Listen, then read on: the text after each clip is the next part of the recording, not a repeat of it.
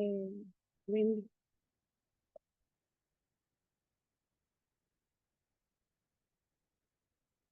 Voy a estar grabando.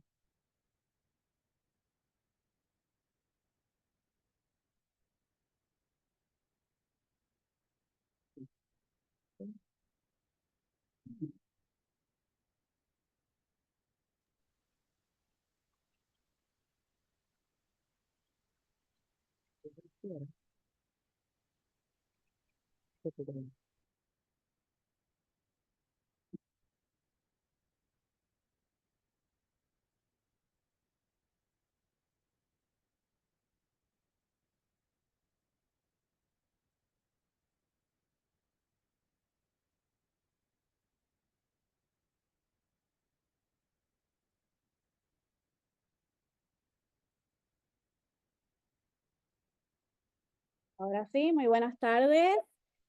Saludos a todas y a todos. ¿Me escucho bien? Voy a asumir que sí. Reciban un cordial saludo de parte mía y del comité organizador de este cuarto simposio de jóvenes investigadores en historia. Mi nombre es Isabel Muñiz Medina, soy egresada del Departamento de Historia de aquí del recinto y junto a mi compañera Hilary Cole vamos a estar moderando este panel titulado Historia reciente, memoria y trauma. El día de hoy contamos con la participación de Florencia Coronel Saracho, de la Universidad de la República de Uruguay, de Jimena Alejandro Ortiz Ayala, de la Universidad Nacional Autónoma de México, de Navila Graniela Martí, de la Universidad de Puerto Rico, recinto de Río Piedras, y de Luis Beltrán Álvarez, igualmente de la Universidad de Puerto Rico, recinto de Río Piedras. Nuestras presentaciones serán comentadas por la doctora Wendy Cosme, profesora de la Universidad de Puerto Rico, recinto de Río Piedras. Para el panel de hoy, cada panelista contará con 12 minutos para su presentación. Disculpen.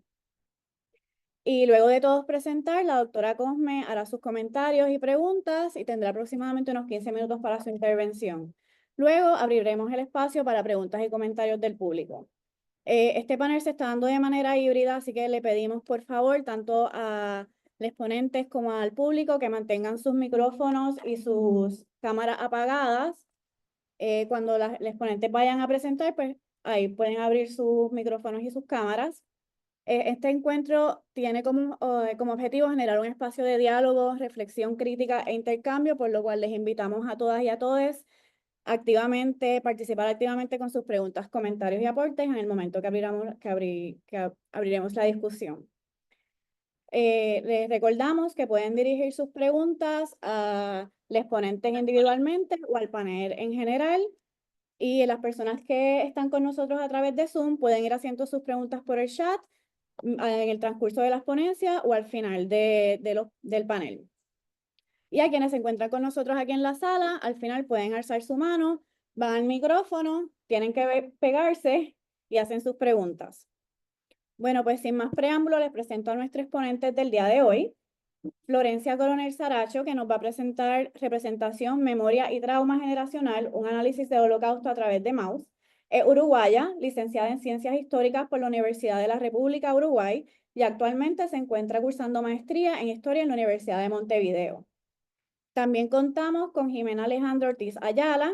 Su presentación se titula La memoria sonora de las personas detenidas en Circular de Morelia, 1971 a 1979, la resignificación de la escucha en la cotidianidad tras la contrainsurgencia. Jimena es estudiante de octavo semestre en la Facultad de Filosofía y Letras de la Universidad Nacional Autónoma de México en la carrera de Historia. Es ayudante de investigación y ayudante de profesor de la doctora Marcela Mijares Lara. Es ayudante de investigación también de la doctora Catherine Andrews. Ha participado en el proyecto Ni Ogro ni Filantrópico, Nuevas Formas de Autoritarismo y Violencia en México, y es voluntaria en el desarrollo de contenidos en el sitio de Memoria Circular de Morelia. De igual manera, ha participado en el curso Sitios de Memoria en México, Espacios en Construcción y Discusión, y en el proyecto Fanzine La Circular. También contamos con Navila N. Graniela. Su presentación se titula Más allá de Ricky Renuncia, la multitud puertorriqueña y las crisis de Estado en el estallido social del verano del 2019. Es estudiante del programa graduado de Sociología de la Universidad de Puerto Rico, recinto de Río Piedra. Su trabajo académico y comunitario se enfoca en la justicia social, la autodeterminación y el fortalecimiento de las redes de apoyo para poblaciones históricamente vulnerabilizadas en el contexto puertorriqueño. Reside en la región oeste de Puerto Rico, donde coordina espacios de diálogo comunitario conocidos como diálogos decoloniales, celebrados de forma quincenal en plazas públicas de Cabo Rojo y Mayagüez. Esta iniciativa busca adaptar los principios de la pedagogía del oprimido al contexto puertorriqueño, promoviendo procesos de reflexión colectiva en torno a las condiciones sociales, políticas y coloniales que afectan el país. Su enfoque parte de una perspectiva decolonial orientada a cuestionar estructuras de poder y fomentar la autonomía comunitaria. Y nuestro último panelista, Luis Beltrán Álvarez, que nos va a presentar su ponencia, Los espacios de la memoria post-huracán María, el performance de los 4.645 zapatos, como objetivo de la memoria y el arte como instrumento de la politización del luto. Luis es candidato a doctor del programa graduado en Historia del UPR Recinto de Río Piedras. En esta institución es ayudante de investigación del Centro de Investigaciones Sociales bajo la mentoría e investigaciones del doctor Jaime Pagán Jiménez. También es profesor adjunto de antropología en el programa graduado de arqueología del Centro de Estudios Avanzados de Puerto Rico y el Caribe. Beltrán Álvarez hizo sus estudios de bachillerato en la Universidad de Puerto Rico Río Piedras en Sociología y Ciencias Políticas y de la misma institución obtuvo su maestría en Filosofía con énfasis en Filosofía Política y Moderna. Además, cuenta con una maestría en Ciencias Políticas con énfasis en Teoría Política y Estudios Étnicos y de Género de la Universidad de Connecticut. Le interesan los temas de investigación relacionados a la teoría y filosofía política caribeña, la conformación de la subjetividad política, las subjetividades marginalizadas y racializadas, el colonialismo y colonialidad, las luchas antirracistas y anticoloniales, y los estudios de género. En historia trabaja Puerto Rico y el Caribe bajo la historia cultural, la historia social y la historia conceptual e intelectual. Sus investigaciones en historia se enfocan en las luchas sociales por la tierra, la conformación del ser boricua, el pertenecer a Puerto Rico, la disposición colonial y las memorias colectivas sobre la violencia colonial. Sin más, damos paso a nuestras presentaciones. Comenzamos con nuestra ponente Florencia Coronel Saracho. Florencia, te cedo la palabra. Hola, muchas gracias. Bueno, voy a intentar presentar. Me dicen si se ve. ¿Se ve, no? Sí, se ve. Ahí está. Bueno, el Holocausto como hecho límite a la historia del siglo XX ha sido abordado de múltiples formas, por múltiples disciplinas y soportes. En este trabajo lo que me propuse es analizarlo a través de un formato menos convencional, que es la historieta. Maus fue publicado en 2 tomos entre 1986 y 1991 y se convirtió en el primer cómic en ganar un premio Pulitzer. El autor es hijo de sobrevivientes de Auschwitz y construye el relato a partir de entrevistas que hizo con su padre, Vladek Spiegelman, con amigos de la familia, fotografías y documentos familiares. Todo ese material también lo reunió en otro libro que se llama MetaMaus y que fue una fuente muy importante para la investigación. Entonces, la pregunta que centra mi trabajo es ¿qué nos puede aportar una fuente como Maus y MetaMaus al análisis historiográfico del Holocausto y especialmente en lo que tiene que ver con las consecuencias a la llamada segunda generación? Bueno, para abordar este tema opté por aplicar 3 categorías fundamentales para el análisis que fueron el cuerpo, el espacio y el tiempo. El cuerpo entendido como una construcción cultural e histórica siguiendo a Le Breton, ¿verdad? Se vuelve especialmente significativo esto en Maus, donde los personajes son representados como animales antropomorfos. Los judíos como ratones, los alemanes como gatos y los polacos como cerdos, entre otros animales. Esta metáfora animal no busca trivializar los hechos, sino que precisamente busca facilitar una distancia narrativa que permita al lector aproximarse sin caer en el dramatismo vacío. Además, estos cuerpos funcionan como marcadores de estigmatización y otredad que se conectan con las diferentes etapas de genocidio que vamos a ver ahora, que se encuentran muy bien estructuradas en este cómic de Maus. El MetaMaus, Art Spiegelman, que es el autor, explica el por qué ratones. Señala que el concepto fue tomado de la idea de los judíos como algo tóxico, como portadores de enfermedades, como peligrosas criaturas subhumanas. Dice el autor que esta idea fue un requisito necesario para matar a su familia. Y a medida que avanzaba en sus investigaciones, descubrió que los judíos también habían sido representados como ratones en el régimen nazi. Estos ratones tienen la misma proporción que los gatos, que son, digamos que los enemigos de los ratones, en este caso de los nazis, porque, o sea, representarlos de otra manera hubiera transmitido un mensaje no querido, ¿no? Al mostrarlo como físicamente inferiores. Entonces están representados en proporciones iguales a los gatos. El cómic sigue una periodización que yo la tomo de Raúl Hilbert y Daniel Feinstein, que ellos dividen las etapas de genocidio en la primera etapa sería identificación, la segunda expropiación, la tercera concentración y la cuarta exterminio. Todas estas etapas están bien mostradas en el cómic, tanto en lo que tiene que ver con los tiempos como con los espacios de estas etapas. El cómic comienza con los años previos a la guerra, donde el padre del autor reconoce que tenía una ventaja frente a las demás familias judías, que le permitió permanecer a él y a su esposa con vida, y fue el hecho de provenir de una familia adinerada. La familia de su esposa es la que proviene de la parte adinerada de la familia. Entonces, las imágenes de la vida narrada previa a la ocupación nazi son la antítesis de lo que vivirán los protagonistas más adelante.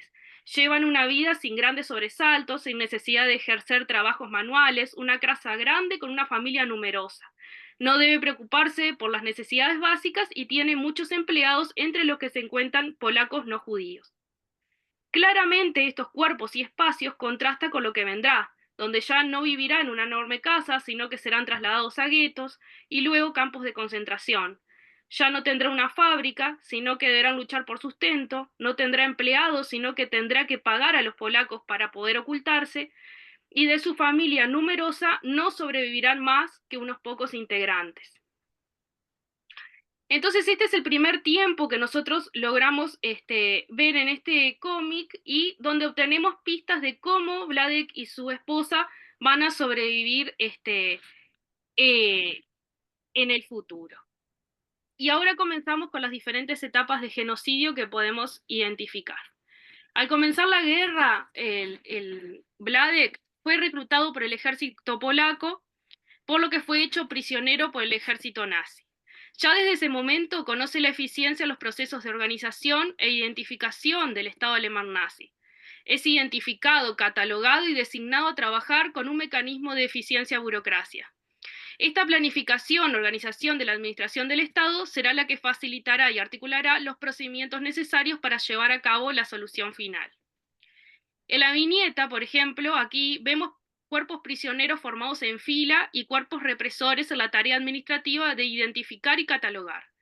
Esta distribución de espacios y cuerpos es una constante a lo largo de los recuerdos de Vladek y reafirma esa ambición por identificar y catalogar del Estado nazi. La segunda etapa, que sería la etapa de expropiación, aparece casi inmediatamente con la identificación, donde viene la expropiación de los medios de subsistencia de los judíos. Esta expropiación se hizo en primer lugar por medio de normas que prohibían a los judíos ejercer sus profesiones, así como adquirir productos para cubrir sus necesidades básicas. Pero también por la expropiación de los bienes materiales en sí mismo. Por ejemplo, en esta viñeta vemos que los alemanes retiran de la casa de Anya y Vladek hasta las camas donde dormían. Es en este tiempo cuando a uno los despojaron de la propia casa para luego pasar a concentrarse en guetos, que ocurre la deportación de los abuelos de la familia, y dicha deportación se camufla por medio de panfletos propagandísticos que mostraban lugares apropiados para los ancianos en su vejez. Entonces vemos que el cómic empieza desde unas primeras etapas de identificación y de expropiación, donde los cuerpos y los espacios comienzan a mostrar esta ambición por catalogar, identificar al enemigo interno, ¿verdad? Por tener al otro totalmente identificado y catalogado para luego pasar a las siguientes etapas. La tercera etapa sería la concentración en guetos. La familia Spiegelman consiguió 2 habitaciones gracias a la influencia del suegro Vladek, por las influencias y dineros que tenía. Pero otras familias no tuvieron la misma suerte. Aún así, la vida en el gueto fue inhumana y en esta etapa se nos relata cómo se las ingenió el protagonista para mantener a su familia por medio del contrabando, muy peligroso, y de hecho acá las viñetas, los cuerpos y los espacios empiezan a ser, los espacios son completamente invadidos por la violencia. Se empieza a ver violencia extrema, cuerpos muertos, y empezamos a ver como la vida en el gueto va siendo como una muestra previa de lo que vendrá después. Y la última etapa del cómic es la del exterminio. Vladek y su esposa son enviados en 1944 a Auschwitz. Todo esto lo resumí, ¿verdad? Muy grandemente, porque en realidad de la etapa de los guetos también nos cuenta como no siempre estuvieron en el gueto, ya que cuando estuvo por cerrarse el gueto, lograron escapar y se estuvieron ocultando en la casa de los polacos y demás, siempre teniendo que pagar a cambio, ¿verdad? Fueron los que su hijo Vladek, perdón, el hijo de Vladek, dibuja como cerdos, porque son también los polacos los que los venden y los terminan enviando a Auschwitz.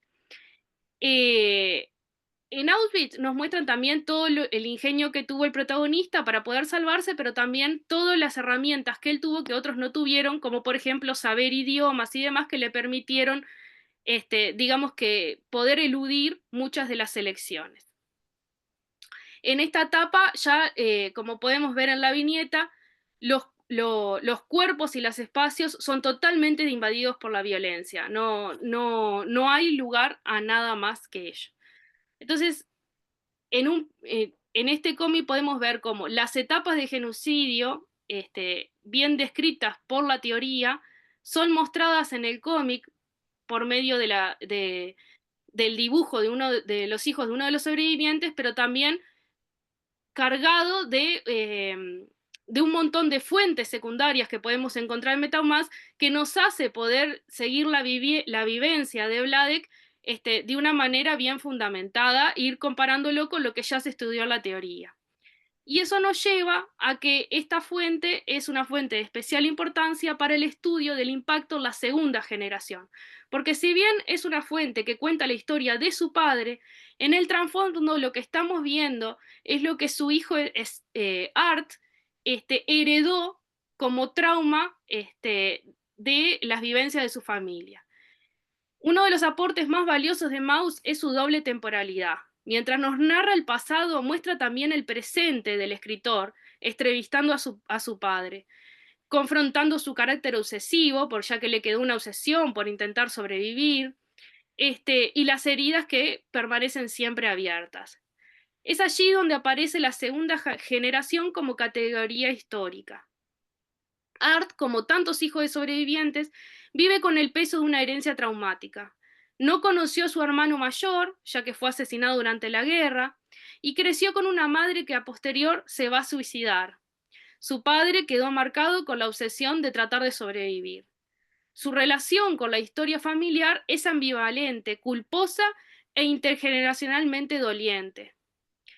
Art, por un lado, sabe que es afortunado de no haber vivido la guerra y el holocausto, pero por otro lado, lamenta no haberlo vivido, ya que siente que los pocos sobrevivientes de su familia, de su familia llevan esa carga y él la lleva también a pesar de no haberla vivido.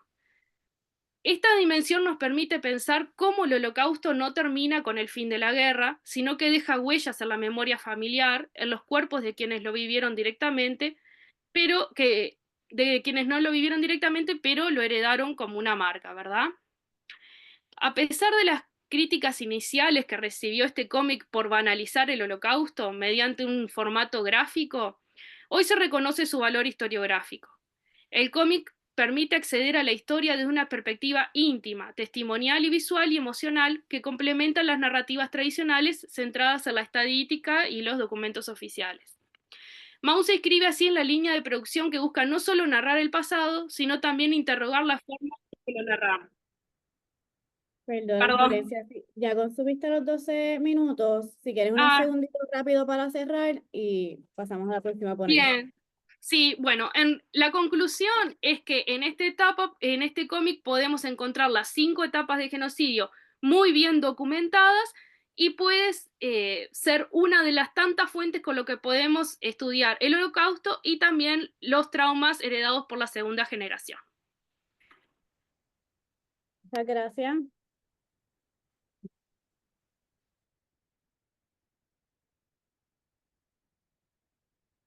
Ahora pasamos con nuestra segunda ponente del día de hoy, Jimena Ortiz.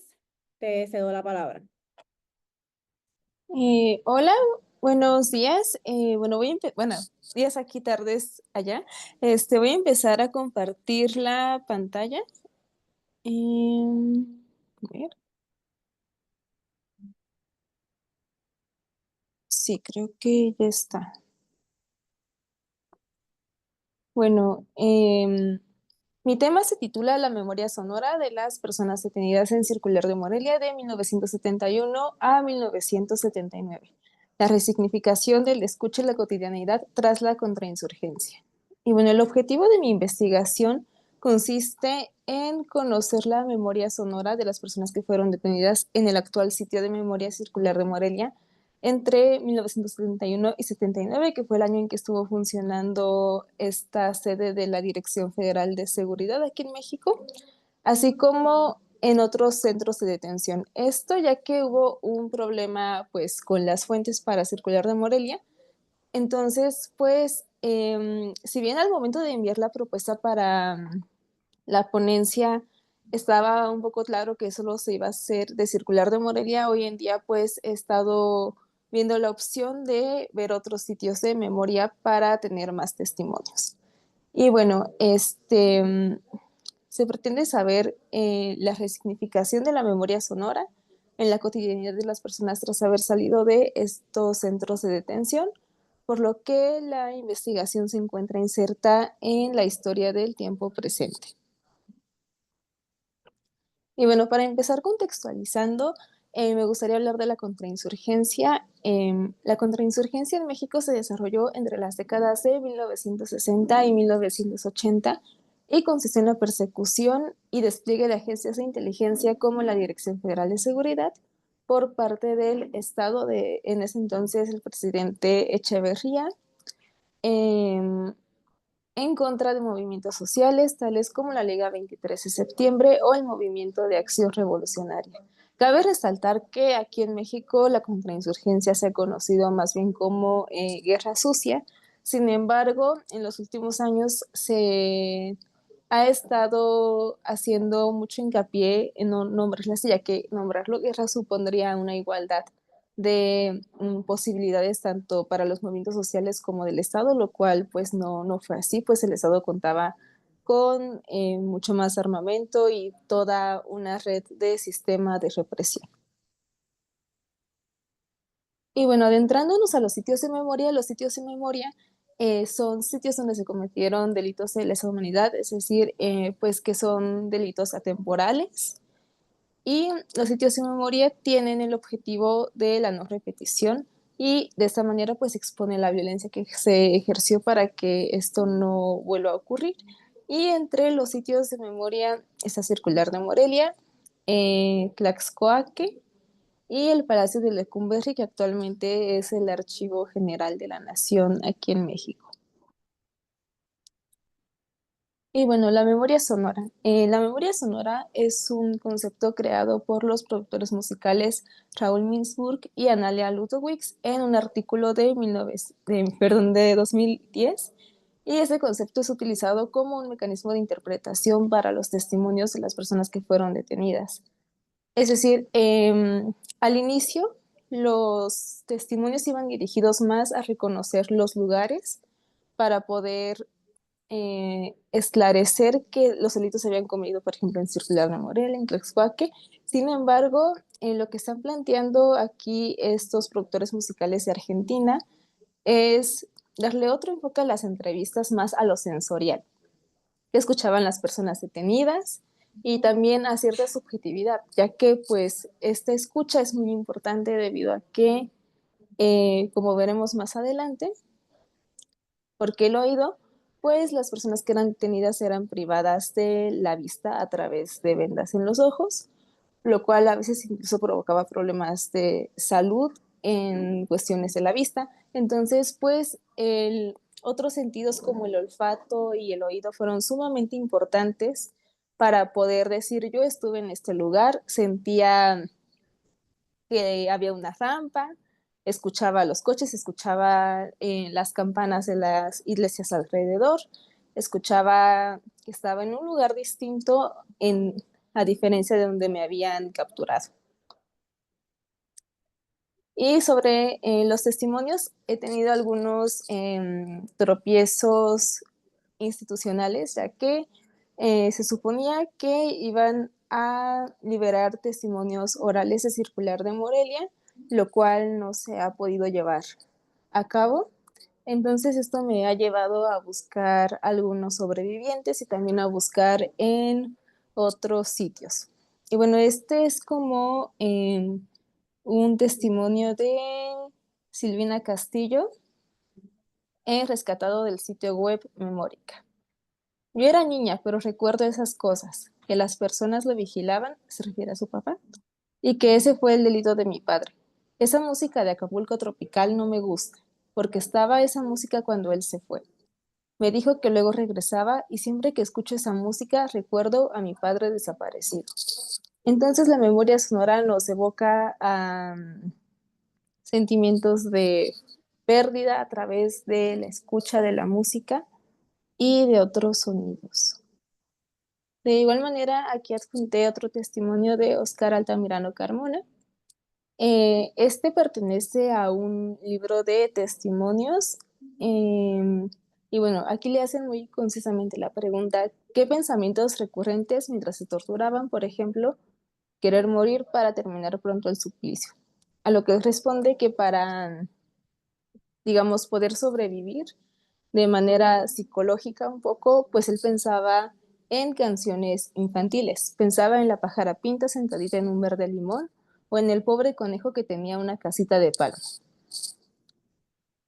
Y la siguiente pregunta se refiere a qué secuelas inmediatas pues presentó después de la tortura y menciona que alteración de nervios al escuchar música en alto volumen o cualquier ruido fuerte, además de dolor de huesos y otras articulaciones. Y bueno, el cruce de información que se haría de los testimonios a otro tipo de fuentes serían los archivos de la DFS que están en el AGN actualmente. Entonces, esta cruce de información se refiere un poco a historia urbana en el sentido de que también se pretende saber cómo sonaba la ciudad en ese momento de haber sido capturados. Entonces, para esto pretendo usar un estudio que se hizo sobre Circular de Morelia y más llanamente sobre el edificio. Y bueno, esta es mi bibliografía y eso sería todo de mi parte. Y Muchísimas gracias. de compartir, listo. Bueno, ahora continuamos con Nabila N. Graniela. Te voy a pedir que por favor vengas para acá. Y hablar bien pegado al micrófono. Vas a tener un timer aquí arriba que te va a explicar.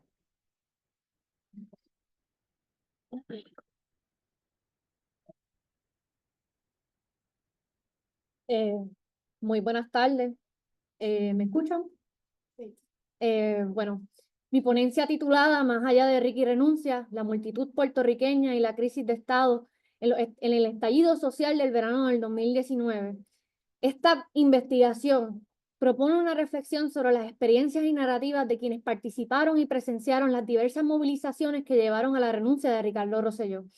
Se adjuntan estas experiencias y narrativas a un contexto histórico que por propósitos de esta investigación se limita a una década. Esta investigación se inspira en el renacer de la historia de John Holloway en la teoría de movimientos sociales de Charles Steele y Sidney Taro y de la Porta, al igual que en las lecturas críticas sobre el verano del 2019 recogidas en la serie Revoluciona de la casa editora Educación Emergente, la cual ha sido clave para abrir preguntas y enfoques en torno del verano del 2019. Entre los textos que han nutrido, ¿verdad?, mayormente se encuentra Contra Puerto Rico, Lecciones del verano boricua, de la autora Marisol Lebrón. Este escrito, para mí, aportaron un grande cuestionamiento de las contextualizaciones profundas de la participación que se vio durante el verano del 2019.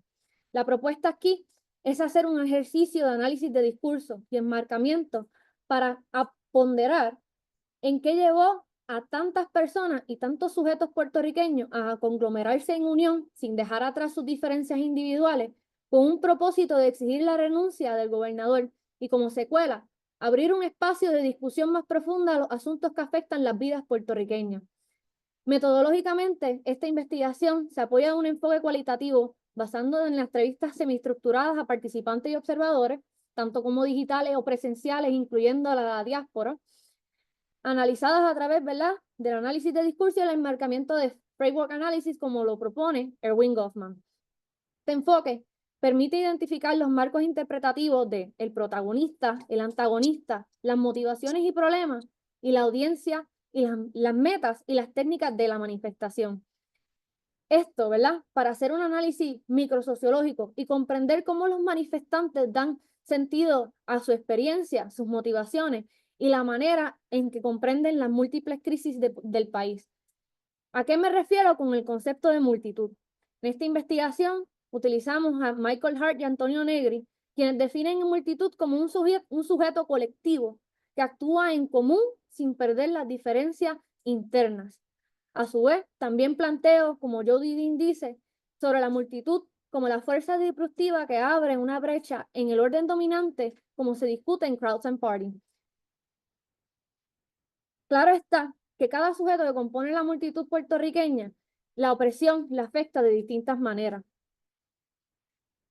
Aquí se vio diferencias de clases en las manifestaciones, pues el movimiento se caracterizó por su inmensa participación y diversidad observable, hasta en las maneras que se manifestaron, desde yoga combativa, kayak combativo, caravanas en Ford Track y motoras, y hasta el famoso e icónico perreo combativo. Por lo tanto, se propone comprender el verano del 2019 no como un evento aislado, sino como un estallido social que sintetiza múltiples crisis de Estado, crisis institucional del gobierno, implementación de medidas de austeridad guiadas por marcos neoliberales económicos, ciclos de corrupción de partidos políticos que controlan el poder gubernamental y, consecuentemente, las dinámicas coloniales aún persistentes en nuestra sociedad puertorriqueña. Brevemente, ¿qué fue el verano del 2019? En julio del 2019, Puerto Rico vivió una serie de protestas históricas conocidas como el verano del 2019, o Revolución Boricua en algunos casos. Estas manifestaciones masivas surgieron tras la filtración del chat de la aplicación del Telegram con el gobernador Ricardo Rosselló y sus bros, varios asesores públicos de él mismo. Publicado por el Centro de Periodismo Investigativo conteniendo 889 páginas, este chat revelaba comentarios sexistas, homofóbicos, clasistas y una burla explícita a las víctimas del huracán María. Uno de los mensajes más indignantes fue cuando Cristian Sobrino, representante al frente de la Junta de Control Fiscal del gobierno de Ricardo Rosselló, dice: no tenemos algún cadáver para alimentar en nuestros cuerpos. Además, otros mensajes como el Puerto Rico sin puertorriqueños, que ahora mismo lo presenciamos como activamente un plan. Estas frases encendieron la indignación popular y se viralizó el hashtag RickyLeaks, desencadenando las protestas masivas dentro y fuera del país bajo la consigna Ricky renuncia. ¿Por qué comprender el verano del 2019 como un estallido centrado? Si comprendemos el verano del 2019 como un estallido social centrado únicamente en la indignación del chat, sería honestamente simplificarlo. Es necesario comprender el evento como un estallido social, como lo define Noruega y Gyokstekka. Momentos de ruptura en los cuales la legitimidad estatal es puesta en crisis, reflejando una acumulación de tensiones que culmina una movilización colectiva y disruptiva. Estos eventos no son espontáneos, sino el clímax de crisis acumuladas que revelan la descomposición de las normas de dominación estatal y la suspensión temporal de la ideología dominante. Tiene entonces sentido enmarcar dentro de una secuencia de eventos históricos que conforman una serie de crisis en todos los aspectos estructurales del Estado Libre Asociado de Puerto Rico. Para fines de esta investigación, el origen de la crisis desde que desemboca el verano del 2019 se remota a una década previa, comenzando en el 2009. No obstante, la crisis financiera ya se había gestado desde antes. Podemos decir desde la eliminación de la sección de las 936, que incentivaba la inversión manufacturera en Puerto Rico, y su salida que provocó la pérdida de cientos de empleos, sumiendo al país en una dependencia económica cada vez mayor a Estados Unidos. Esta situación se agravó en el 2009 con la aprobación de la Ley 7 bajo el gobierno de Luis Fortuño, que permitió el despido de más de 30,000 empleados públicos. Esta medida profundizó la crisis de desempleo y desató una serie de recortes presupuestarios, incluyendo aquí, en la Universidad de Puerto Rico. Esto llevó a la huelga estudiantil del 2010, que se sostuvo por 70 días como respuesta a la reducción de fondos y a la amenaza de imposición de cuotas. Durante la huelga, los estudiantes organizaron espacios alternativos, protestas pacíficas, pero enfrentaron represión estatal y violencia policíaca. La UPR, como dice Rima Abruzzi en su escrito New Violent Order at the University of Puerto Rico, se convirtió en un laboratorio del neoliberalismo autoritario, anticipando las tensiones sociales del futuro. Una entrevistada para este proyecto recuerda su participación como estudiante en estas movilizaciones y dice: desde que yo misma estudié en la UPI, mi bachillerato, hubo la huelga del 2010 y de ahí, digamos, empieza mi formación política.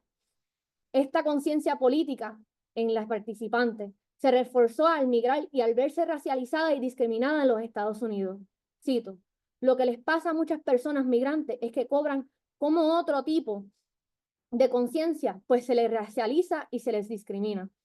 También otra participante recuerda haber participado en las marchas contra la Ley 7 de Fortuño cuando tenía 12 años y también compartió que su madre fue despedida en la Ley 7 y su padre perdió la mitad del retiro marcado y su vida desde temprano. Después de la huelga y las políticas de privatización y austeridad, junto al discurso que justificaba la represión bajo la excusa de emergencia fiscal, sectores del estudiantado, trabajadores públicos y comunidades afectadas denunciaban el deterioro de los servicios, la criminalización de la protesta y el aumento de la violencia estatal. En el 2012, el Partido Popular Democrático regresó al poder con Alejandro García Padilla, generando unas expectativas de cambio. Sin embargo, su administración continuó las políticas de austeridad, congelación de plazas, recortes de pensiones y derechos laborales. Esto acentuó el sentimiento de que no existía alternativa partidista, pues ambos partidos principales respondían a los mismos intereses financieros e imperialistas. En el 2015, García Padilla declaró públicamente que la deuda del gobierno era impagable. Esta incertidumbre buscó una solución en vez de soberana, impuesta por la ley promesa del 2016 del Congreso de Estados Unidos, creando la Junta de Control Fiscal, un ente no electo con poder sobre el presupuesto del país. Esta imposición sin consulta fue evidencia clara de la subordinación colonial y la anulación de cualquier forma de democracia económica. Como señala José Atiles Azoria, la solución de la crisis fue más colonialismo. Las condiciones de vida surgieron deteriorándose. Como dice una participante, el gobierno sí despilfarra mucho dinero cuando hay cosas más importantes que atender, como el sistema de salud, que ahora mismo nuestros médicos se están yendo de la isla. También denuncia que el sistema de educación, y dice, el Departamento de Educación es una de las agencias gubernamentales con más fondos, sin embargo, no se refleja en nuestras escuelas. La privatización de la infraestructura, otro punto de crítica. Además, también el huracán María fue otro punto de quiebre. No solo de un desastre natural, sino una revelación del colapso estatal. La respuesta gubernamental fue lenta, desorganizada y negligente, resultado de las muertes evitables y desplazamientos masivos. Las estimaciones indican 4.645 muertes, cifra que se convirtió en un símbolo de indignación social. El trauma colectivo fue reactivado con la filtración del chat de Telegram en el 2019, donde las figuras del gobierno expresaban desprecio por el sufrimiento del pueblo. En una de las conversaciones, como ya decimos, Cristian Sobrino dice: ¿tenemos algún cadáver para alimentar a nuestros cuervos?, refiriéndose a los cuerpos acumulados en el Instituto de Ciencias Forenses.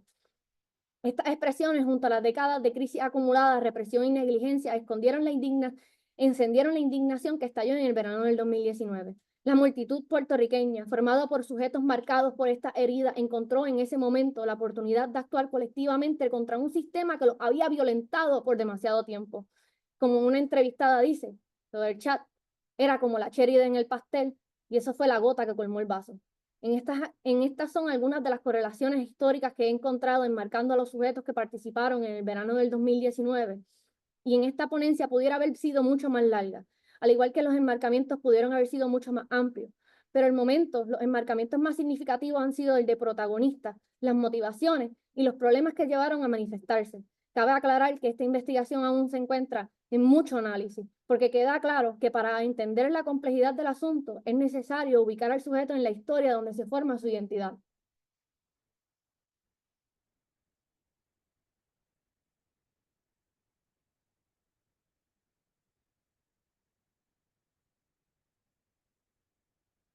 Muchas gracias.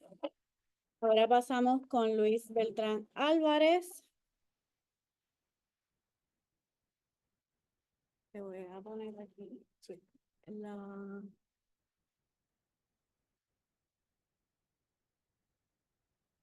Disculpen.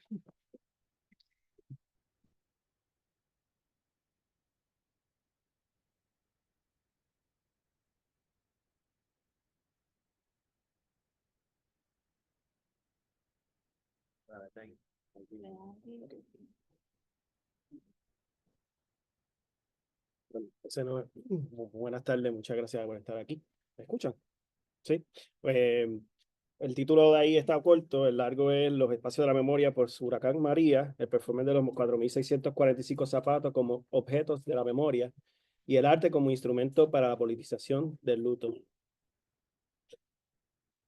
En esta ponencia nos adentramos a analizar uno de los espacios de la memoria que fueron creados luego de la catástrofe del huracán María, el performance de los zapatos frente al Capitolio.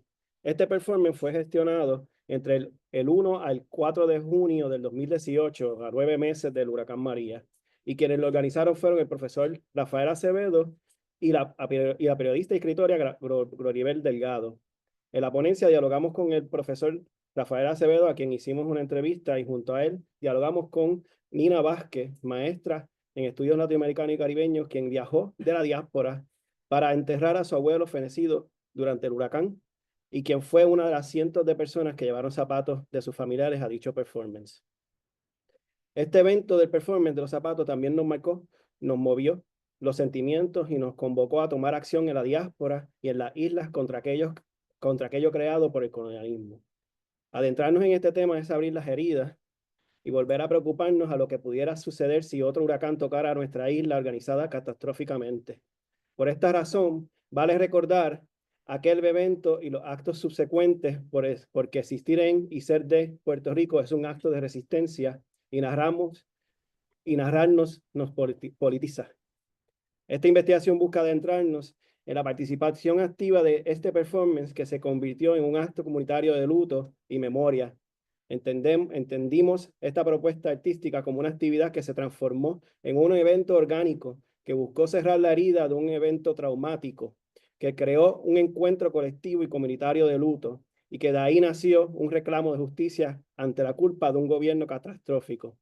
Para adentrarnos a cómo se entendió y se desenvolvió este performance, recurrimos al análisis narrativo de la narrativa de los medios y las entrevistas hechas a algunos de sus actores. Utilizo las entrevistas para adentrarnos a un diálogo, uno que expongo aquí, junto a otras narraciones, sobre lo que sucedió en esos 4 días de un performance cometido en espacio de memoria. Teniendo esto en cuenta, nos movemos al performance de los zapatos. Y cómo lo vieron los medios y las personas que allí entrevistaron. Luego pasamos a ver qué nos comentan nuestros entrevistados. Debido al tiempo, escogemos unos pocos medios, especialmente de circulación popular, Analizamos algunas narrativas de los siguientes. El Primera Hora, que hizo 2 historias, y otros como el periódico Noticel y a nivel internacional Francia 24. Entre los televisivos, el desaparecido Univisión, que crearon escritos y vídeos al respecto. El evento de los zapatos se narró de diferentes maneras y esto marca una línea editorial y los intereses ante los que quieren expresar estos medios. El Primera Hora vio el evento de los zapatos como, cito, representación simbólica de las 4.645 personas. Y esto lo adjudican al estudio de Harvard, excluyendo la Universidad Carlos Albizu.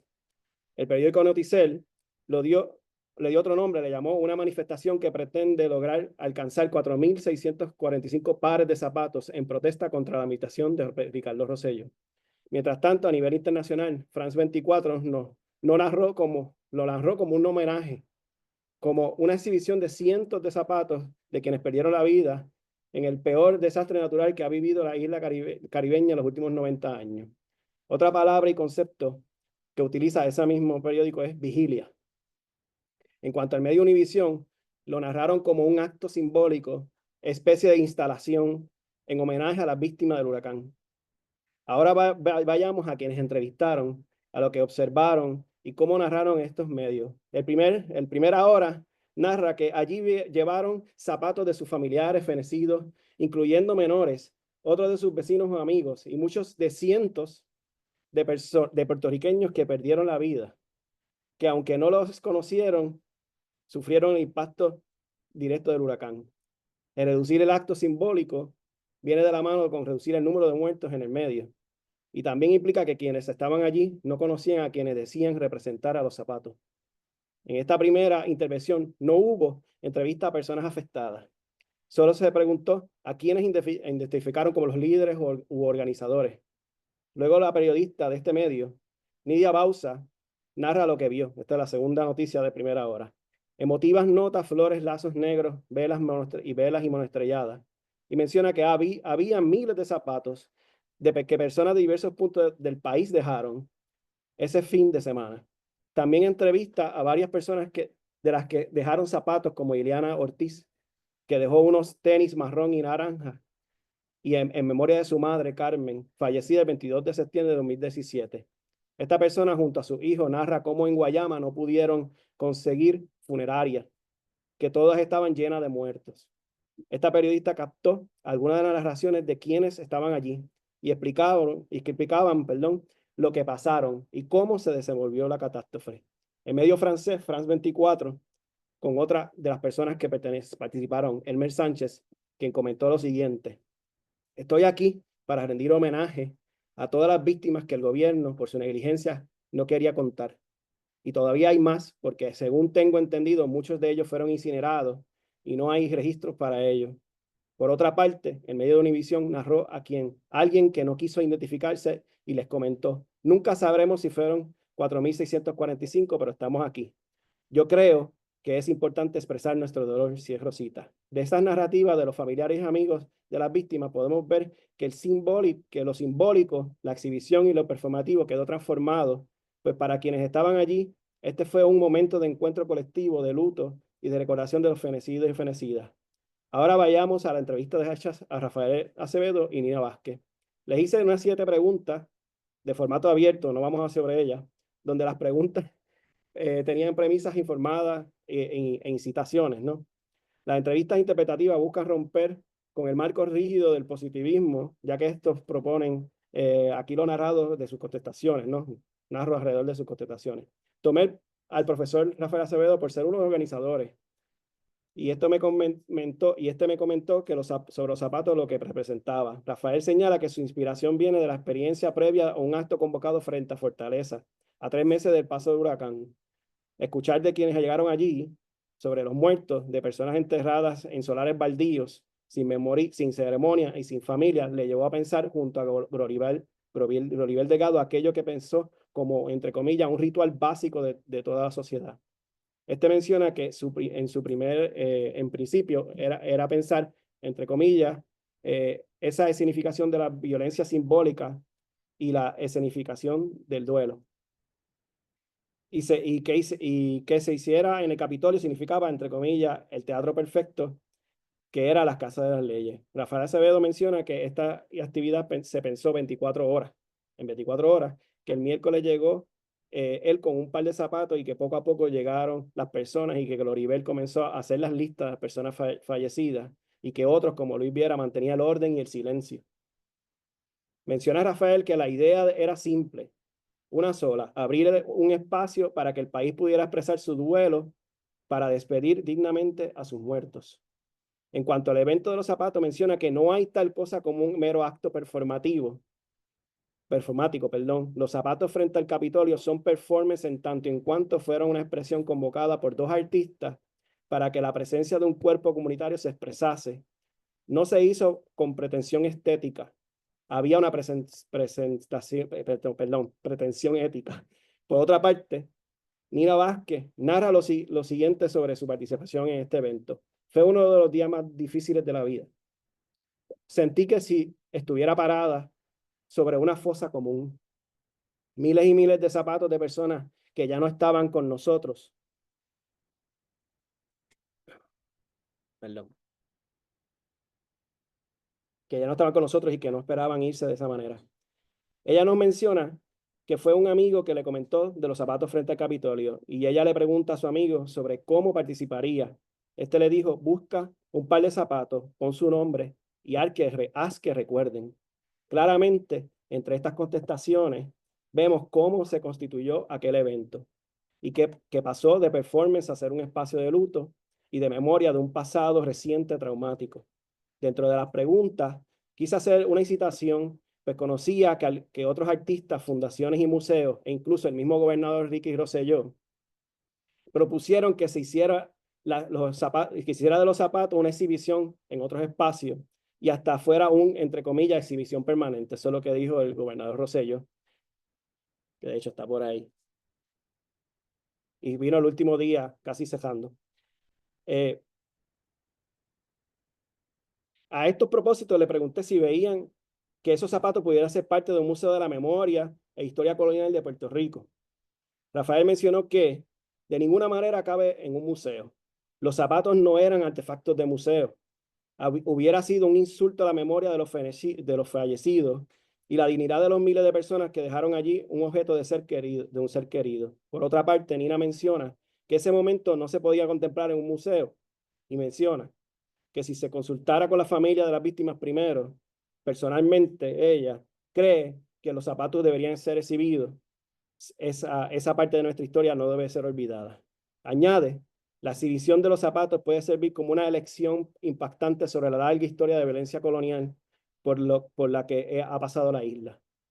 Y propone una exhibición itinerante, donde vaya de un extremo de la isla a otro. El lado oeste suele ser descuidado, menciona, y yo como soy del oeste, claramente estoy de acuerdo. Y luego llevaran a esa exhibición a los puertorriqueños de la diáspora. Eso es lo que propone. Teniendo esta narrativa en cuenta, ahora procedo a analizar y narrar cómo veo el performance de los zapatos y tu transformación en ese espacio de la memoria. Entiendo este evento y lo que representó como un acto, como un archivo de sentimientos. Pensando junto a Anne Tchaikovsky en un espacio que se organizó bajo la memoria de un trauma y que representa las formas del amor, rabia, intimidad, pena, vergüenza de aquellos seres raramente coloniales que se dejaron morir. Y aquel espacio no se concretó como un museo ni una exhibición porque se construyó como un contramonumento. Como menciona James E. Young, en un espacio efímero, permanente, donde los principales actores eran aquellas personas afectadas que participaron orgánicamente. Y teniendo esto en cuenta, pensamos esta memoria como una prostética. Sí. Junto a Alison Lasberg, observa como algo artificial, como un objeto, se convierte en una memoria de conciencia política en el siglo XX con los medios. Bueno, concluyendo esta investigación queda por seguir desarrollándose, aunque hipotéticamente entendemos que los zapatos frente al Capitolio fueron catalíticos del verano del 2019. Por otra parte, hice las preguntas a Rafael y a Nina, pensando que tampoco sabría si ellos caben en un museo, si eso cabe en un museo, pero que aquí sí, pero de lo que aquí sí estoy claro es que la herida sigue abierta, que estamos condenados a que se repita y que recordar este evento es político. Muchas gracias.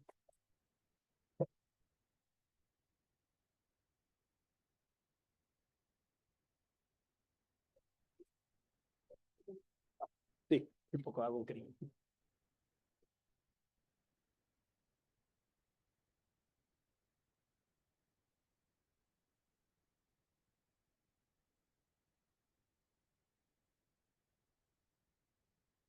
Voy a usar mis habilidades técnicas no son inexistentes, así que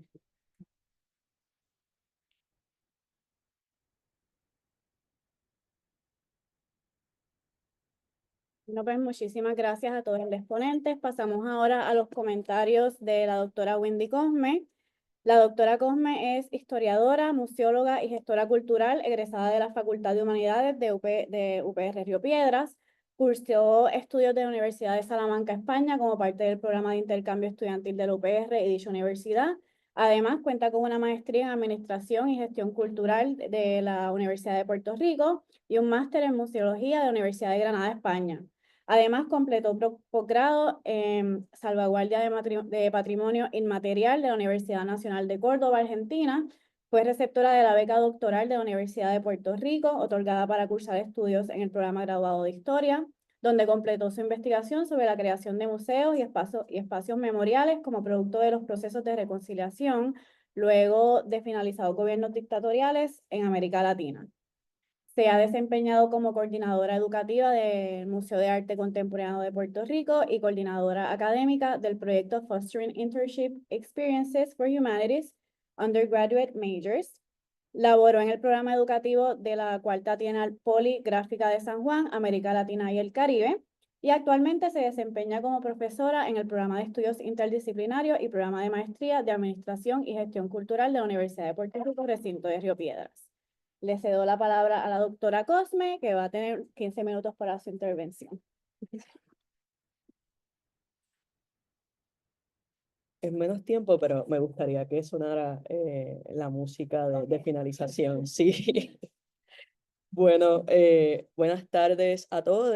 En primer lugar, quiero agradecer la invitación que se me hiciera para comentar este panel, que me alegra muchísimo que se diera y que abriera este cuarto simposio, ya que no necesariamente desde Puerto Rico, cuando iniciamos el simposio hace 4 años atrás, pues yo me sentí un poco sola en los estudios de historia reciente, así que tenemos 2 colegas hoy en la mesa que me alegra mucho que estén aquí. Y además, siendo este el congreso que más participación hemos tenido y que tenemos un conversatorio realmente internacional. Así que no quería dejar pasar de mencionar esto. Tomando en cuenta las propuestas que habían presentado cada uno de ustedes, ¿verdad? Para proponer su presentación al proyecto, yo he hecho una breve reflexión donde también recojo, ¿verdad? Las ideas de cada uno de ustedes, especie de comentario, para luego entonces abrirnos al diálogo. Yo puedo empezar con unas primeras preguntas y a partir de ahí sé que hay muchos de ustedes que están tomando apuntes y están listos para hacer preguntas a sus compañeras. Así que la idea de esta parte es que se convierta, ¿verdad?, en un conversatorio entre pares. Bien. Este panel nos convoca desde un territorio sensible y complejo. La historia reciente como campo de disputa y las memorias traumáticas como lugares donde el pasado se rearticula, se encarna y se reclama en el presente. Cada una de estas ponencias nos ofrece una entrada distinta, pero complementaria, a la relación entre violencia política, representación y agencia de la memoria. Una primera clave para pensar en conjunto estas presentaciones es reconocer que los archivos de la represión y el dolor no son solo acervos documentales, son territorios políticos en disputa. Los trabajos que hemos escuchado hoy parten de fuentes no convencionales: el testimonio gráfico, la memoria sonora, el performance, las narrativas colectivas. y en ese gesto nos proponen ampliar las fronteras de lo que entendemos por fuente histórica. No se trata únicamente de documentar lo sucedido, sino de interrogar cómo se representa, quién lo enuncia, desde dónde y con qué enfoques éticos y políticos. Como plantea Jesús Izquierdo Martín, si la historia es evocación del pasado desde el presente, la memoria es irrupción del pasado en el presente. La memoria irrumpe, desestabiliza, interpela. Pero como advierte Elizabeth Jelling, no podemos tratarla como reflejo fiel del pasado, sino como una práctica social situada, cargada de disputas de sentido en constante reconfiguración. La memoria, dice Jelling, se instala sobre diversas temporalidades y se resignifica en función de los sujetos que la enuncian, los contextos políticos que la permiten y las herramientas culturales disponibles para representarla. Ese cruce entre historia y memoria implica trabajar con un pasado que no termina de pasar, como lo que Marina Franco y Florencia Levin han definido como el carácter inacabado y suspendido de la historia reciente. Un pasado que insiste, que se resiste a ser clausurado, que no puede narrarse de forma lineal ni definitiva. En ese sentido, la representación del trauma exige preguntarnos no solo qué se narra, sino cómo se narra y desde dónde. Roger Chartier, desde la historia cultural, recuerda que no accedemos directamente al pasado, sino a través de sus representaciones. Esas representaciones, ya sean gráficas, sonoras, performativas o materiales, condicionan la forma en que una sociedad se apropia de su historia y elabora sus memorias. Pero es fundamental analizar los soportes, los lenguajes y los silencios que rodean las narrativas del trauma. Las ponencias de este panel encarnan precisamente esa diversidad en lenguajes y soportes. Florencia Coronel Saracho, desde Uruguay, nos presenta un análisis riguroso del Holocausto a través de la obra de Maus de Ars Pinkelman. Su propuesta parte de una mirada historiográfica que reivindica al cómic como herramienta válida de análisis histórico, a través de la categoría de cuerpo, espacio y tiempo, Analiza cómo los animales antropomorfizados permiten visualizar estructuras de poder, exclusión y violencia. A su vez examina cómo la obra articula la transmisión del trauma a la segunda generación, es decir, a los descendientes de sobrevivientes, poniendo en evidencia la persistencia del horror más allá del evento mismo. Florencia trabaja con fuentes primarias como Metamaus y testimonios de sobrevivientes y fundamenta su lectura en actores claves del estudio del Holocausto como Hilbert y Feinstein. Nos invita a pensar en Maus no solo como testimonio gráfico, sino como archivo vivo de un pasado traumático que se sigue reescribiendo. Jimena Ortiz Ayala, desde México, nos presenta una potente investigación sobre la memoria sonora de las personas detenidas en Circular de Moleria entre 1971 y 1979, durante la contrainsurgencia mexicana. Introduce el concepto de memoria sonora, acuñado por Mintzberg y Lutowicz en el contexto argentino, y lo adapta al caso mexicano para analizar cómo la escucha se volvió un sentido primario en contextos de tortura, donde se negaba la vista. Jimena propone que la sonoridad no es solo recuerdo sensorial, sino archivo político, forma de posicionamiento en el mundo. Su trabajo parte del testimonio oral, pero también de un análisis agudo del uso del sonido como dispositivo de control y como vía de sobrevivencia. Nos ofrece una dimensión poco explorada en los estudios de memoria y nos recuerda que la violencia no solo deja huellas visibles, también deja ecos. Nabila Graniela Martí, desde Puerto Rico, se aproxima al estallido social del verano de 2019 a partir de tres objetivos: enmarcarlo dentro de una trayectoria de crisis estructurales, analizar el papel de la consigna Ricky renuncia como articuladora de la movilización y evaluar los límites de ese proceso como forma de resistencia. Su enfoque combina análisis discursivo, entrevistas cualitativas y revisión histórica, permitiéndole situar el acontecimiento como síntesis de una acumulación de tensiones coloniales, económicas y sociales. Nabila advierte sobre los riesgos de simplificación cuando los movimientos se condensan en lemas potentes, pero incompletos, y plantea la necesidad de una narrativa más compleja que articule la memoria colectiva con la crítica estructural. Su trabajo dialoga con debates actuales sobre la multitud, precariedad y agencia política. Luis Beltrán Álvarez, también desde Puerto Rico, nos conduce a uno de los gestos más conmovedores de la memoria reciente, el performance de los 4.645 zapatos frente al Capitolio, realizado en 2018. Conmemorar a las víctimas del huracán María. A través de entrevistas interpretativas y recursos de la historia oral, Luis analiza cómo un acto inicialmente artístico se transformó en evento colectivo de luto, duelo y denuncia. La presencia de los zapatos, cada par portador de una ausencia, activa una memoria encarnada y visual que interpela tanto a quienes vivieron la catástrofe como a quienes la han negado o despolitizado. Además, plantea preguntas cruciales. ¿Qué papel puede tener este acto en un futuro museo de la memoria? ¿Cómo archivar un performance sin despojarlo de su potencia afectiva y política? Su trabajo enlaza arte, duelo y justicia desde una perspectiva profundamente situada. Lo que comparten estos trabajos es una sensibilidad crítica hacia las formas de representación del dolor. Nos proponen pensar en la memoria no como conmemoración, sino como interpelación. En la historia reciente, no como cierre, sino como campo abierto, inestable, conflictivo. Representar el pasado traumático implica una responsabilidad ética, evitar la revictimización, resistir la especularización y mantener abierto el sentido. Este panel, en suma, nos recuerda que el archivo del trauma no está solo en los papeles ni en las instituciones, está en los cuerpos, en los gestos, en los objetos, en las ausencias y sobre todo en las formas de narrarlos. Representar el horror es también una forma de resistirlo. Les agradezco a todos por sus intervenciones valientes, lúcidas y necesarias.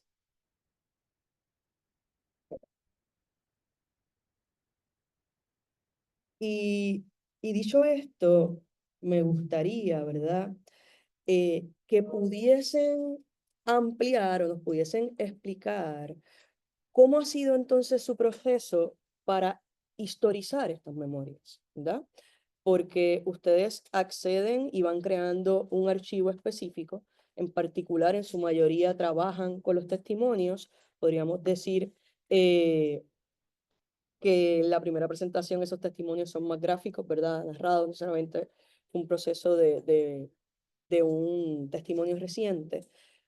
Pero una cosa es leer el testimonio, ¿verdad? Cómo nos enfrentamos al testimonio y cómo, ¿verdad? Desde esas fuentes nosotros también hacemos un nuevo ejercicio de representación de ese pasado, que es la historia.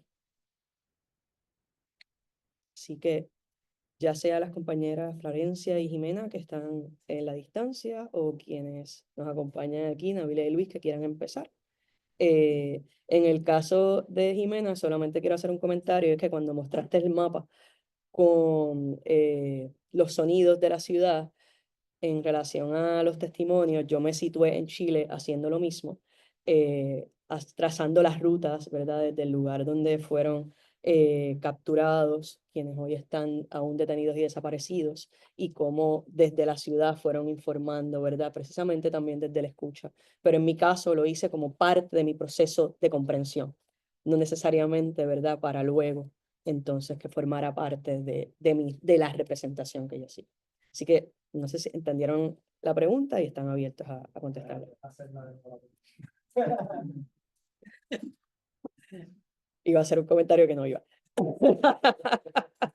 De momento hablé y no hice la pregunta. Eso es lo que puede ser que se haya entendido de esa forma, suele pasar en estos espacios académicos. Cada uno de ustedes está presentando unas fuentes primarias particulares, ¿verdad? Estamos hablando de un performance, en tu caso. Estamos hablando de testimonios, ¿verdad? Específicos. En el caso de Nabila, estamos hablando de sonidos. En el caso de Florencia, su fuente primaria es el cómic.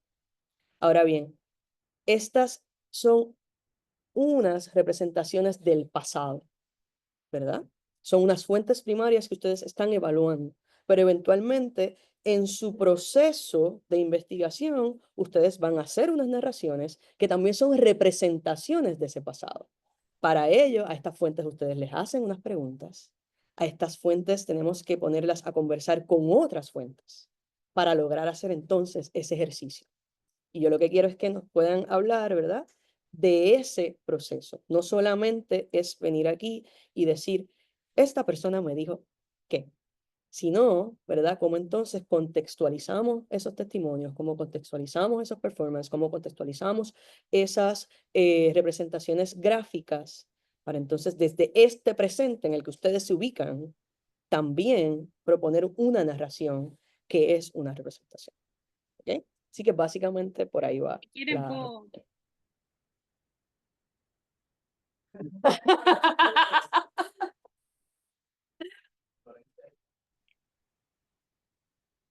Si quieren ¿Sí? puedo tratar de responder, no sé si... Sí, Florencia, si quieres puedes prender la cámara también para que te Bien, veamos. sí. Hola. Em, bueno, yo con el cómic fui agarrando cada etapa.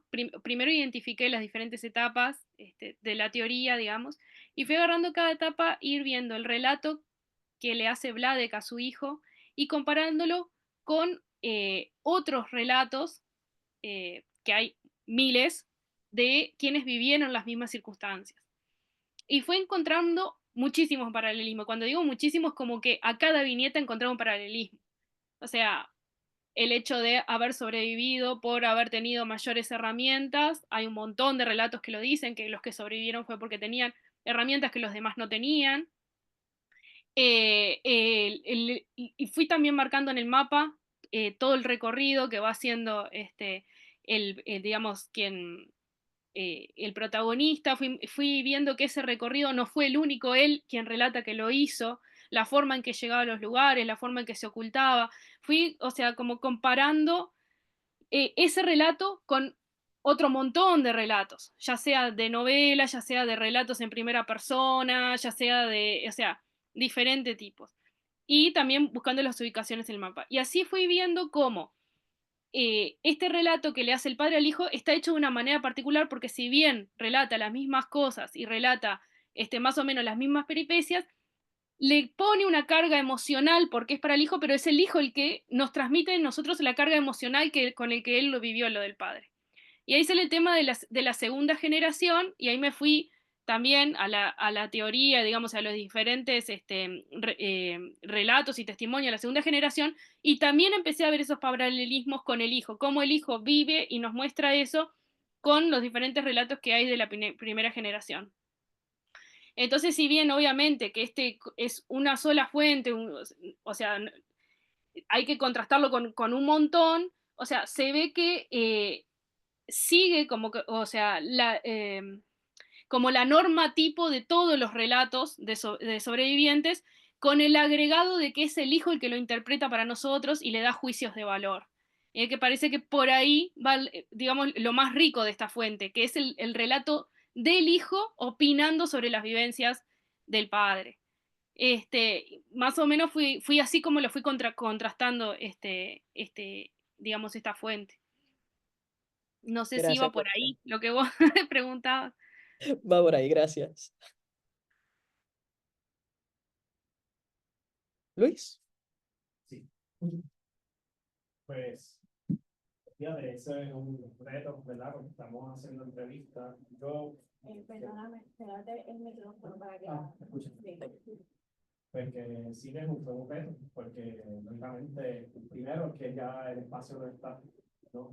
Quedan fotos sobre ellas, o que literalmente hay que recurrir tanto a los medios, que fue lo que hice, pero también a ver si habían personas. Y yo, pues, desgraciadamente, pues, conozco al profesor Rafael Acevedo y la compañera Nina Vázquez, pues yo la conozco de la diáspora. Eso que sabía lo que había pasado, ¿no? Y tenía esa experiencia, aunque a mí no tuve ningún familiar que se murió, pero conocí a personas que habían participado, habían organizado, y de ahí, ¿verdad? Partir, ¿no? Como hacer la entrevista, ¿verdad? Y fue alrededor de un curso que tomé con el profesor Luz. Y entonces, lógicamente, después, para entender ese tipo de monumento, tuve que ir a ver qué otras personas han hecho. O sea, ahí pues trabajé con estos conceptos que no se daba tiempo para desarrollar, como el contramonumento, ¿no? Que era esa idea de que ya en otros espacios como en Alemania se habían tratado de hacer monumentos en contra del fascismo que siguieran esa lógica de desaparecer, con una idea de que no queremos hacer lo mismo que hacer fascismo, que en este caso, ¿verdad? Yo puse ahí una foto de un obelisco donde la gente escribía. Entonces, tiene sentido, ¿no? La gente iba allí, escribía su nombre de sus fallecidos, pero también ponía sus zapatos. Otras personas hacían no, también ponían cruces, o que hubo un elemento de participación. Entonces, la idea es que rompe con la lógica de que yo soy el artista, es el que crea y el que crea el obelisco, y nadie participa, sino que le da agencia. Creo que eso fue claramente, ¿verdad? En ese aspecto lo que pasó. Otra de las cosas que empecé a mirar era qué significa esto como un archivo.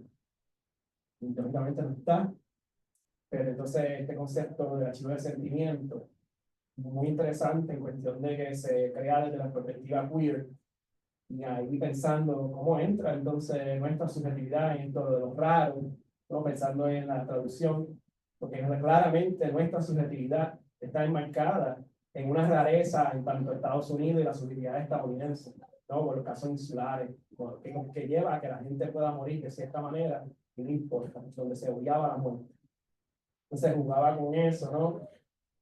Y también el asunto del otro concepto que no elabora, que fue que me dio tiempo, fue pensando en entonces qué tipo de memoria es esto. Esta teorización de la memoria como una memoria artefacto artificial, porque lo que dice la autora es que, y el apellido Lancy, que puedo compartir, habla de que la memoria del siglo XX es una memoria sintética, porque está mediada por los medios. Y entonces, lógicamente, ¿no? Este evento lo conocemos y nos radicalizamos por verlo. Yo no estaba en Puerto Rico, yo estaba en Estados Unidos. A mí me movió a ir a Hartford a buscar dinero, a recortar dinero para ayudar a demandar a Puerto Rico.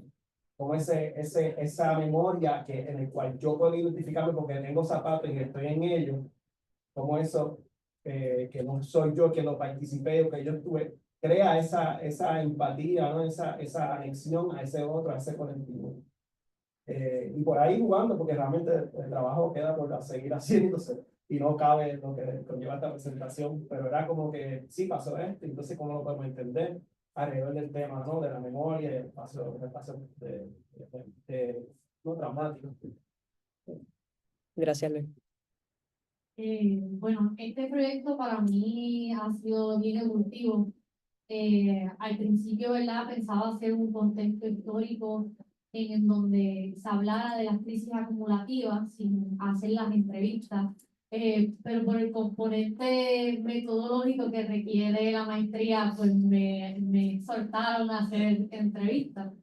Y me inserté a espacios activistas en donde traté de hacer el efecto de bola de nieve para poder entender, pero dije, como que algo hace falta y me concentré más en los individuos, en las personas que no tenían tantas alianzas a centros de activismo, a colectivos específicamente. Hice esto porque la convocatoria de los colectivos en Puerto Rico muchas veces se queda aislada a las personas que siguen esos colectivos. Pero el verano del 2019 fue otra cosa. Así que hice ese mismo ejercicio de bola de nieve, pero con otras personas preguntándole, ¿fuiste al verano del 2019? ¿Con quién fuiste? ¿Crees que puede participar? ¿Le interesaría dar una entrevista? Y así poco a poco fui construyendo las entrevistas. En el contexto histórico fue más complicado, porque la propuesta inicial era observar la historia en su complejidad. O sea, yo quería hacer los comparativos con Paz para Vieques y otras cosas, ¿verdad? Lo que es la muerte, cómo inspira la movilización en Puerto Rico, era algo también que me interesaba mucho, específicamente luego de haber leído sobre movilizaciones en Puerto Rico y encontrar mucha violencia y acción ante esa violencia de parte del colectivo. Y me refiero también pues, a la muerte de un solo individuo en Paz para Vieques que inicia las marchas masivas, pero que era un movimiento que estaba constantemente en Vieques funcionando. No era una lucha que el país estaba constantemente detrás de hasta la muerte de un solo individuo. Poquito a poquito fui creando este contexto histórico también a través de lo que me mencionaban las personas en las entrevistas que les habían impactado en su memoria política y en su memoria participativa. Me impresionó mucho que muchas personas que no tienen conexión con colectivos o que están aisladas, aliadas a partidos, ciertas cosas me pudieron decir, no, es que yo participé en marchas con mis padres. Yo participé en marchas por la universidad, yo participé en marchas por esta cuestión ambiental. O sea, la participación no se queda solamente en esos contextos bien específicos y esos nichos activistas del país, sino que llaman a otras personas también. Así que primero que nada hice ese archivo de noticias de todo lo que podía haber sido parte de la crisis, pero muchas cosas se quedaron afuera. Y así que lo achiqué a una década y también a lo que mis participantes iban redactando, iban contándome que les afectaron para poder llegar a manifestarse en el verano del 2019. Muchas gracias, Nabila. Jimena, ¿quieres unirte? Sí, pues creo que la pregunta es bien difícil para mí en el sentido de que pues el sonido es algo pues efímero, ¿no? En cuanto sucede, pues ya se fue. Entonces, en este sentido, pues sí, digamos, la manera en la que se cruza con otras fuentes es de la historia urbana, lo que mencionaste del mapeo y todo esto, pero también de lo que nombrarían Analia Lutowicz y Mintzburg como el paisaje sonoro. Es decir, no ver solamente el paisaje como una paleta de colores, sino también como una paleta de sonidos, ¿no? O sea, no es lo mismo, no sé, escuchar aquí el metro en la Ciudad de México, escuchar en Puerto Rico otras cosas, lo cual es sumamente bueno y rico en cuanto a la multiculturalidad. Entonces, es un poco a veces difícil para mí como imaginarme ese tiempo, ya que aunque sí está insertado en la historia reciente, pues las atenciones fueron en los años 70, por lo que es reimaginar otro México de atrás con, digamos, en los 70 estaba esta expectativa de que iba a ser como un futuro pues más tecnologizado. Podemos recordar, no sé, las novelas que se habían hecho, por ejemplo, de 1984, que ya se imaginaban como un mundo totalmente tecnologizado y distinto. Entonces, pues igual los 70 es como una temporalidad muy interesante en el sentido de que pues llega ese neoliberalismo, sin embargo, no está lo que se esperaba y también hay como pues esa barrera, pues sí, temporal y también la subjetividad de los propios testimoniantes. Entonces es como un poco, pues sí, complicado de responder. Sí, en especial porque probablemente hay sonidos que ya no se escuchan. Es un reto. Mientras te escuchaba, recordé una investigación previa que hice en una comunidad. No tenía nada que ver con cuestiones traumáticas, pero sí con cómo recordaban su comunidad desde los sentidos. Entonces, una de las preguntas era cómo se escuchaba.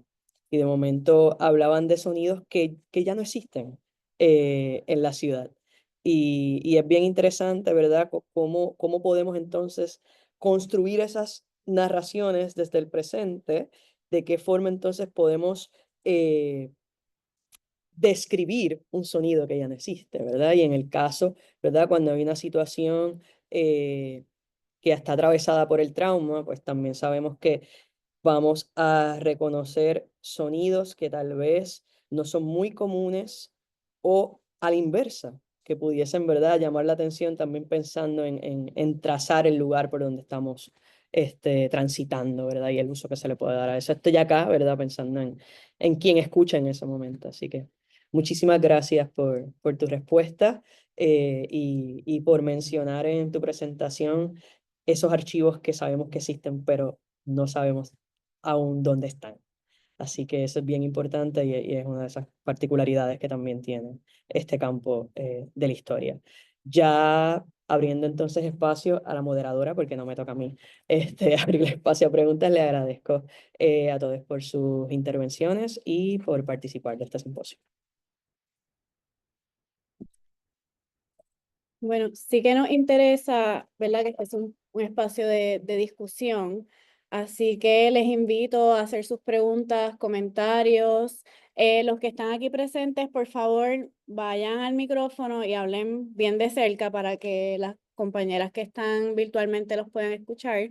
Igual las personas que están a través del Zoom pueden hacer sus preguntas por el chat o pedir un turno. Así que por ahí va un compañero a hacer una pregunta. Hola, soy Pégate un poquito más. ¿me escuchan? Sí. Pues yo soy David Silva, creo que es David Sáenz, by the way. Ujú. Pues con la intervención de Wiki me salieron hasta más curiosidades que tenía, sobre todo que preguntas para todo el mundo, yo creo que me lo hagan. A Florencia le quería preguntar, me da curiosidad, hablaste mucho. Perdóname un segundito. Las compañeras que están virtual, ¿pueden escuchar bien al compañero que está preguntando? Muy poquito. Ok, si quieres, Sí, poquito. disculpa la pregunta acá. Ok. ¿Puedo un poquito mejor? Si quieres, ven acá porque estamos, sí. Ah, es que es enfrente de la computadora. Aquí, el micrófono.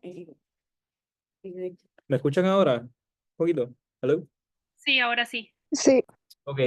Quería preguntarte, Florencia, hablaste mucho sobre Maus como una fuente historiográfica, pero me da curiosidad saber si has pensado cuál es tu opinión después de haber visto la fuente mucho, como su propio medio de arte gráfico permite a una aproximación del evento. O sea, más allá de dar un relato historiográfico, ¿qué ventajas tiene? Yo sé que, por mi parte, anecdóticamente, hay un cierto silencio en la imagen que, que irónicamente me permite como que conectar con algo que no tengo personalmente ninguna. Y entonces hay una dimensión ahí del medio que yo creo que está interesante, no sé qué pienses. Entonces, un poco a Luis y a Navila, quería saber, porque sospecho que hay entre los dos unas carencias y unas limitaciones con cómo se mira el 2019.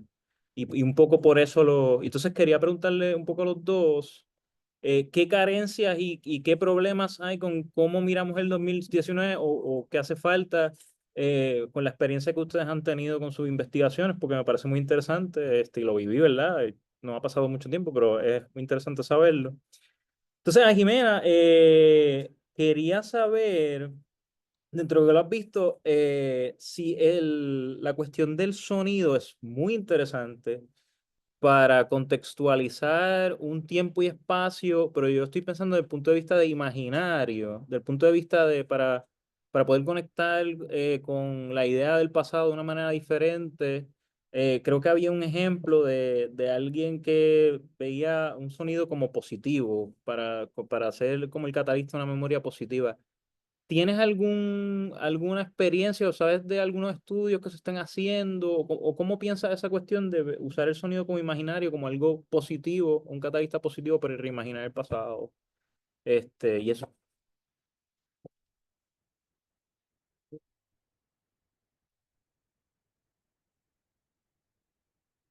Antes de que comience la discusión, no sé si hay alguien más que tenga alguna pregunta o comentario para reunir las preguntas y entonces, si no, pues vamos entonces con...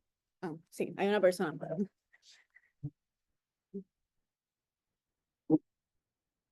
Saludos, que por preguntas no sean. En primer lugar, felicitarles a los 4 participantes. Me parece que hemos tenido la suerte de tener uno de los primeros paneles, el que pude asistir, evidentemente, con una profundidad analítica sobre temas que no son sencillos, o por lo menos que no dejan indiferente, que a veces no es lo mismo, pero que también es importante. Varias cuestiones que me vienen a la mente. El trabajo de Florencia me parece sumamente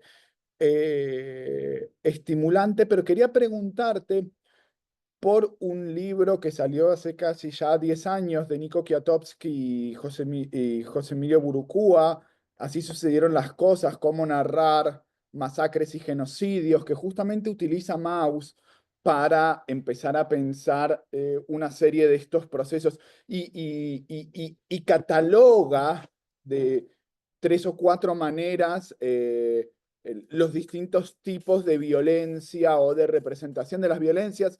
Entonces, era más bien si conocías la obra y si ¿cómo pensabas tu interpretación en diálogo posible con esa obra? A Jimena, me parece fantástico el tema de la escucha. Ahora mencionabas paisajes sonoros, que me parece un tema sumamente interesante. ¿Cómo pensarlo también con algo que muchas veces los proyectos de reconstrucción de paisajes sonoros nos están trayendo, que es la cuestión de, para escuchar no tenemos que ver?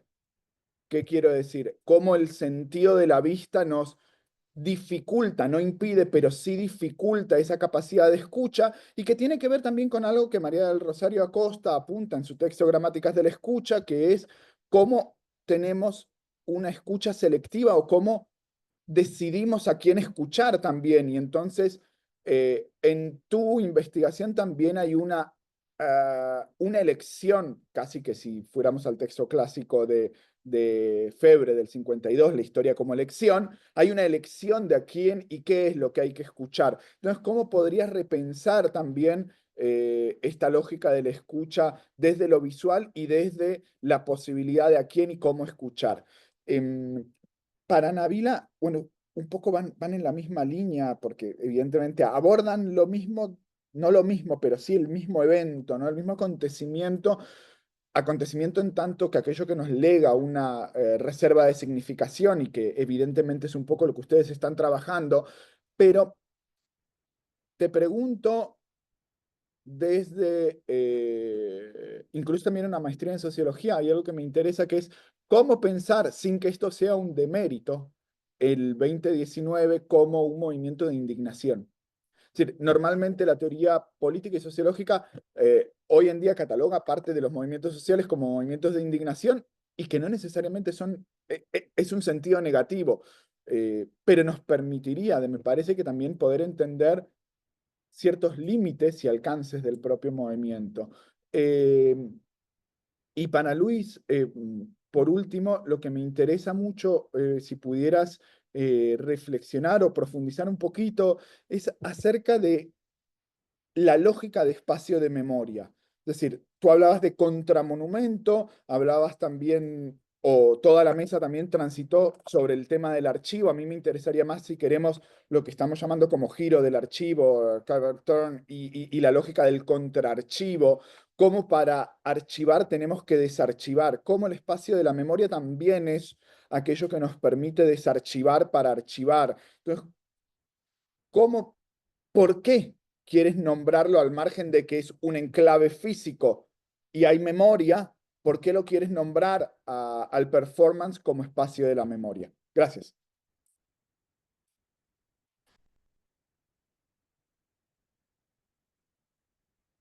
No, pues quien se motive a contestar primero. No sé si Hola, hola. hola. Sí, adelante. Bueno, respecto a la primera pregunta, sin dudas que el cómic como para, para tratar de decir, es una fuente muy poderosa.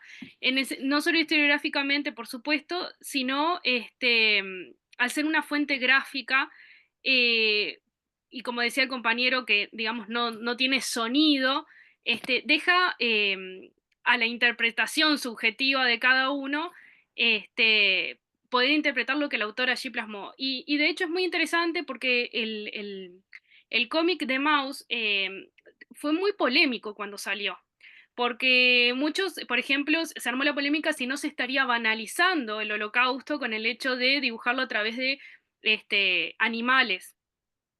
Pero sin embargo yo creo que eso le dio la posibilidad al autor de poder escenificar escenas bien impactantes de una violencia extrema,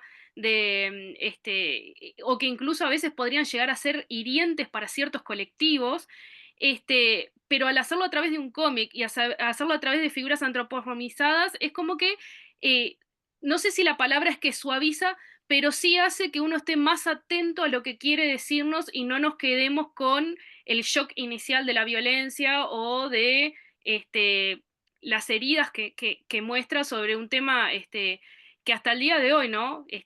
Genera, cala tan hondo. Y creo que sí, que el soporte visual es bien importante para poder decir cosas que en palabras capaz que podría ser malinterpretadas o quedaría corto, cuando uno lo plasma en papel, también entra la subjetividad de quien interpreta, ¿no? Pero tiene más posibilidades allí. Y respecto a la segunda pregunta, no conocía la obra, pero sin dudas que el cómic de Maus muestra muchos tipos de violencia.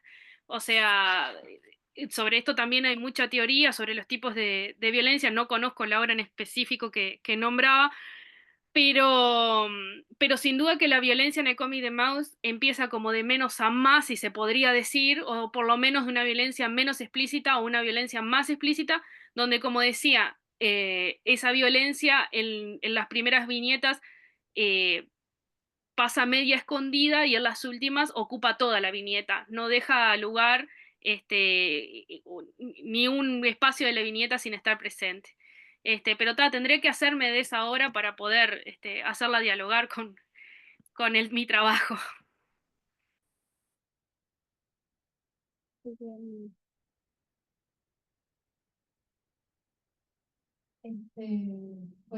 en mi caso, ¿verdad? Para la primera pregunta de las limitaciones de estudiar el verano del 2019, yo creo que una de las limitaciones más grandes es no romantizar el verano del 2019.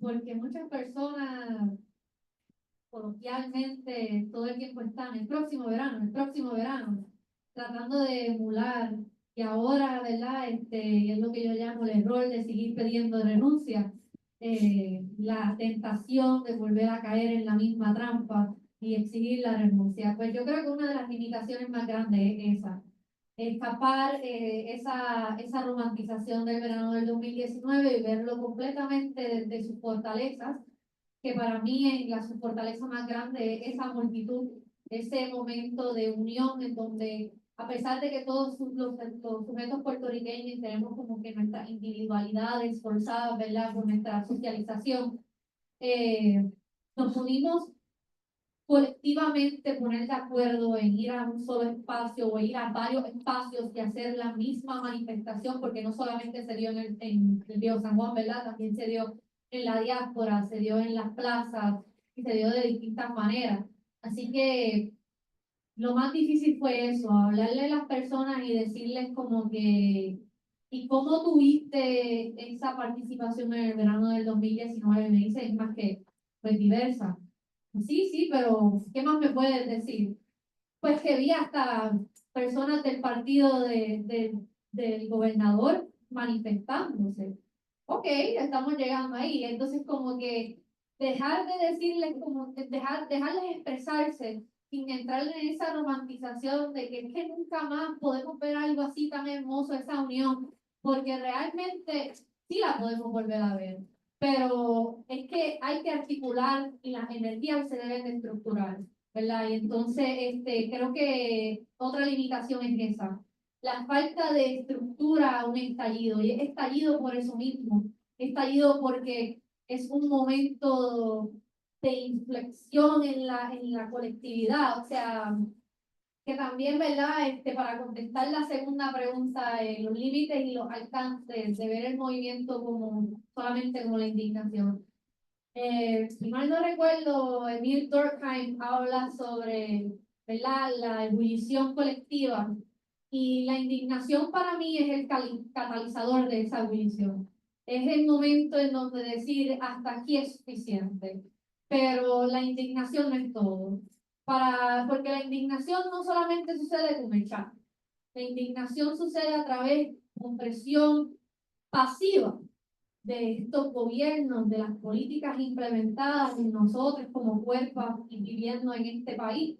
Poco a poco nos van afectando. La indignación también es tener que decirle adiós a un familiar porque se van del país. Y pudieron haberlo hecho después de María, pudieron haberlo hecho después de Ley 7, lo pudieron haber hecho después de la huelga del 2017 de la UPR, pero duele. Y la indignación y la rabia está. Muchas participantes que tuve también hablaban de familiares que tenían en en la diáspora y de su sentimiento y su querer de regresar y cómo eso les dolía porque sabían que en este país, en esta archipiélago, pues se hace difícil poder darle una vida digna a las personas cuando deciden que es mejor irse para poder sustentar sus necesidades. Así que el límite de la indignación es que no se puede dejar solamente en que me ofendió el chat. El límite de la indignación no solamente para mí está en dejarlo en la conversación del momento, sino que la fortaleza está en enlazarlo con ese contexto histórico que nos forma como sujetos puertorriqueños. Creo que con eso termino. Jimena, ¿quieres intervenir o Sí, solo quería dejar saber, nos quedan unos 15 minutos del panel, por tanto, como 5 minutos cada uno, no sé si hay otra pregunta, pero si no, pues nada, para que tengan eso en mente.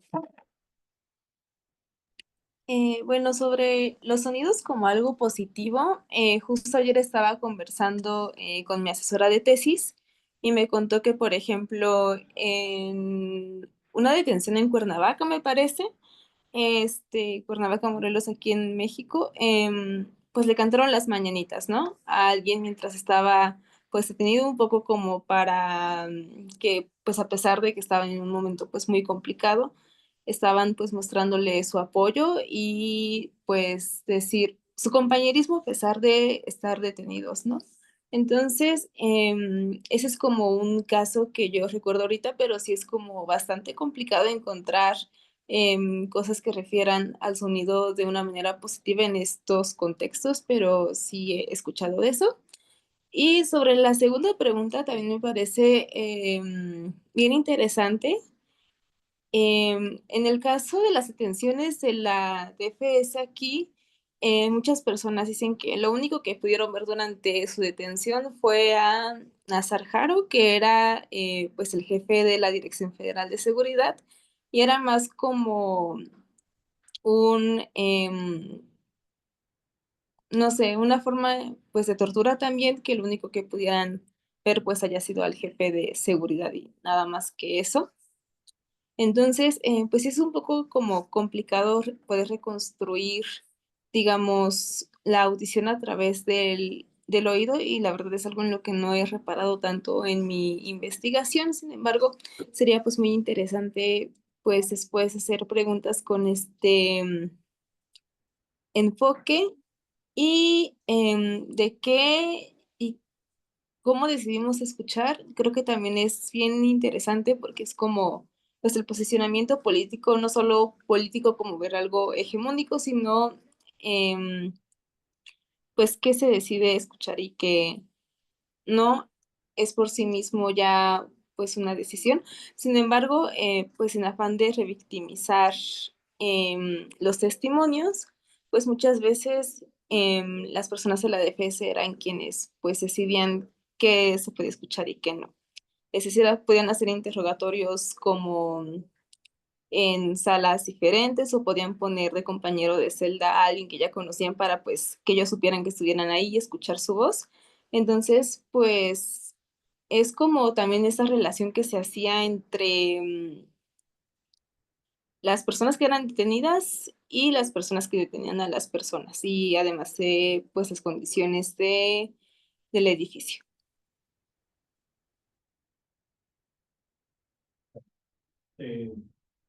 Volviendo con la primera pregunta, yo creo que uno de los errores que se cometen es pensar que eso nació de la nada. Yo creo que hay una historia. Yo pues, participé de la huelga de 2005 y 2010. Yo no estaba en Puerto Rico, pero yo escuché todas las narrativas de esas huelgas allí, tanto los estribillos, la música, la manera en cómo se marchaba, el lugar donde se escondía. Yo lo vi allí, ¿no? Tenía esa memoria de cómo, ¿verdad?